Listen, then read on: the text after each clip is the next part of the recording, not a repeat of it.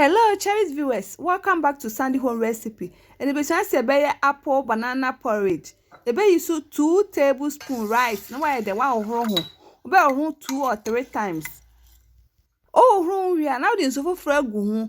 Now they see off for 30 minutes. Work at after 30 minutes, when she is so na film. Now the good sauce pan. Now the apple the aka home. And so 1 cup. No one know for 10 to 15 minutes. Please, if you are new to our channel, don't forget to subscribe. Share, like, and also click the bell icon to get new video we will post. I been no what tree. No one just to one man I do. Then they say so cry they will. Yes, I see a shit.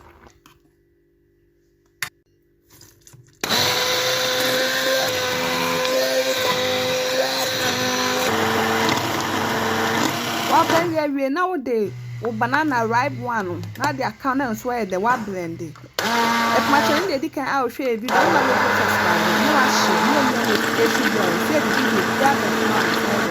Ebeka. Apple banana porridge here encourage be ahodi wo mu pa. Ubetimi da ma enkromanya 5 months any echire no. Please like this video and subscribe to our channel. Thank you so much for watching.